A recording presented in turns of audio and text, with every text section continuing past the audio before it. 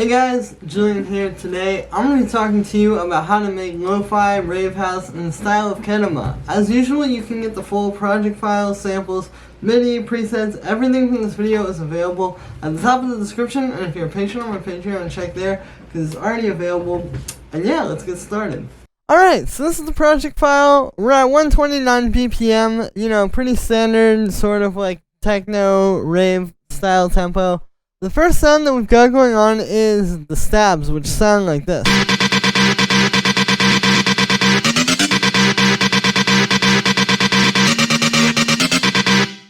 So it's two layers. I'll show you the MIDI first. This is the pattern that they're playing. So it's actually pretty simple. It's basically just in this like G minor scale. And if you look at this, it's basically just G, the minor third, C, which is the fourth, D, which is the fifth. And then there's this note, when it goes like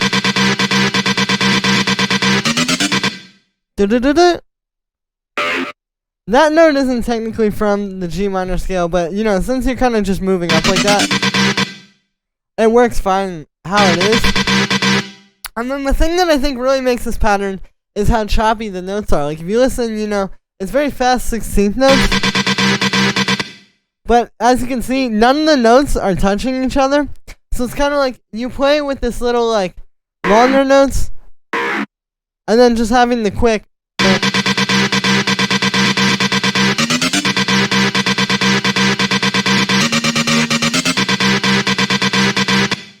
So yeah, it's like that dynamic between the really fast 16th notes and then the more held out 8th notes there.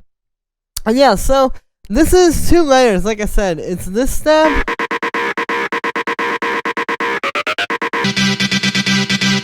and then this stab. So you can hear one gives it kind of the low end.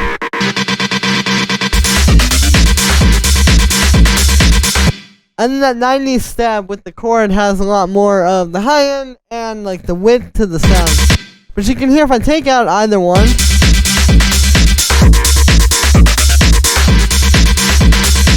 like it's not nearly as good with just one of these as it is when you have both of them together. And for the processing, so you can see it's actually pretty similar on each of these. So you can see on the first one we just have some drum bus and then a high pass filter. And then I just have on the second one, same stuff, drum bus to fatten it up, high pass filter to clean out the low end and make sure that it's not going to get in the way of the kick and bass. But then also with this one, you can see and hear that we have this really short reverb on here. So just having this like, low size, short decay time.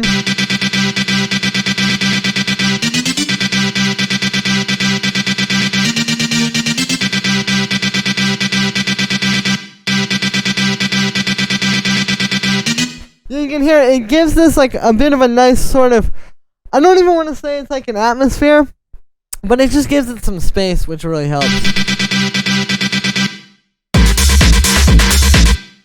And yeah, that's the stabs. Then we have the kick. So what this kick is it's actually a pretty straightforward 909 kick. Like this is a kick from a 909, and then you're just taking it and tuning it down a little bit, which this one was already pretty deep. You want kind of like a lower kick. And then it's just all about like how you fatten it up after that. Like taking that 909 kick and just like really making it sound big. So here's with no processing. You can hear, it's a pretty nice kick, but then the drum bus goes a long way with this one. You can see I've got the transients knob turned up, so it's making this a bit punchier. And also just with the medium saturation that we have, it's just really fattening the kick up and making it really full sounding. And yeah, that's it for the kick. Then we have the bass line.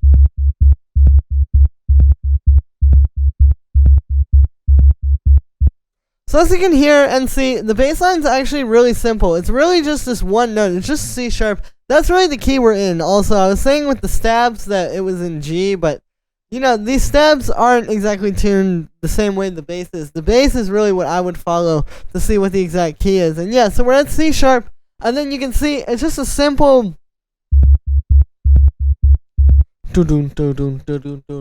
Because the thing is with this bass line, it's almost kind of like a techno bass. Like, you know, if you had like a rumble kick or something like that, where it would really just be one note, and it's just this long, like, fat, held out thing that bounces off of the kick.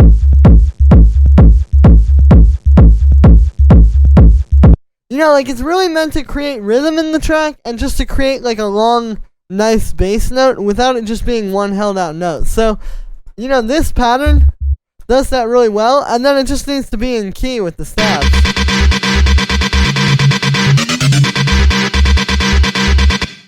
Which, as you can hear, it is. And yeah, and then for the sound with this one, it's actually even more simple than the pattern, because you can see all it is it's just a sine wave, but then I've added a low pass filter on it just to kind of, you know, sometimes there can be a little bit of like mid-range and stuff. I wanted to focus this just on the low end.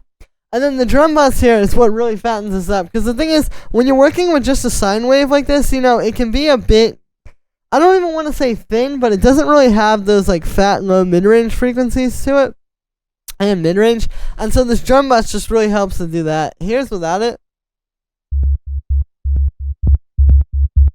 and then with it, so you can hear how that helps. And then finally, we just have a compressor to sidechain this to the 909 kick, since that kick does have a bit of a tail. You know, it's a bit more of like a boom, like you kind of get that bass in there, so we're just sort of cutting out some space for that. And then I have the kick and the bass together just going through a bit of saturation. So here's without that. And with it, so you can hear it just helps to give it a little bit more of a lo-fi character, and you'll see this too as we move to the next two things. But a big part of what creates the sort of like lo-fi sound, especially in terms of lo-fi house, is processing multiple things together through the same processing at once. And the reason why is simple. It's just because, you know, when you put everything through the same saturation like this, you're going to give it a more even character and texture. And so that's the idea, is that part of the lo-fi sound is not just the fact that everything sounds a bit crunchy, but that it all has like that same texture to it. So, yeah, by putting the similar elements through the same processing, we can help to achieve that. And speaking of which, then we have the hi-hats.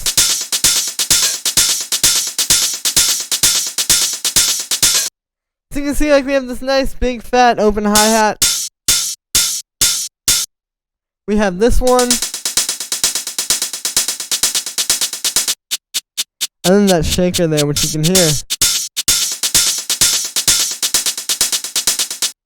How that's fitting into that. And then we also have these two hi-hats here,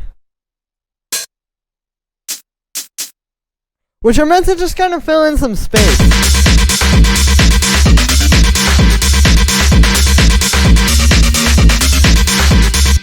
You know, just kind of add something in there that you don't get when you just have, like, the sort of basic hi-hat layers. And then those are all going through a bit of drum bus on the group. Just like I was saying with the kick and bass, you know, this is really, you'll really start to notice it with the hi-hats too, but like, again, just putting everything through the same processing, especially if it's saturation like this, just really helps to get that more kind of lo-fi, like, crispy sort of texture. Here's without this. And then with it, you can hear just right away, you know, everything has that same crunch to it and that same texture and kind of like just fatness that you get from the drum bus, and it really makes the hi-hats feel like they're in the same place, so to speak. And yeah, then the last thing we have down here are these rim shots.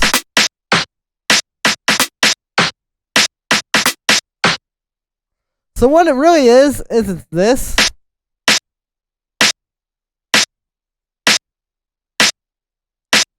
You know, just like this rim shot. And then we have these two. That one, and then this little one. Just kind of as like the extra percussive ones. And if you listen, they kind of play off each other because you get that. And then you put it all together.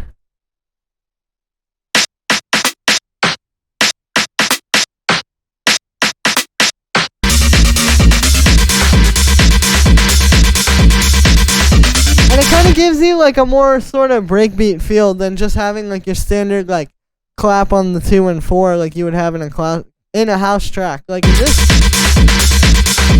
having these rim shots just makes it feel a bit more like raw and kind of ravey. And then that's just all going through a bit of drum bus as well. So without that,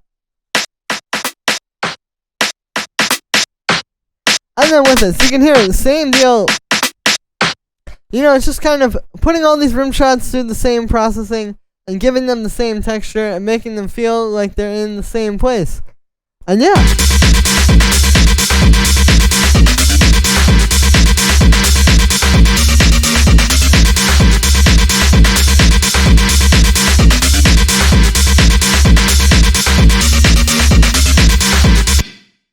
So yeah, that is going to be it for this one, guys. I hope you enjoyed. As always, make sure to like this video as well as subscribe. And let me know what you think of this video in the comments. Like I said in the beginning, you can get the full project files, samples, MIDI, presets, everything from this video is available right at the top of the description. It's a really great way to support me if you guys are enjoying these videos.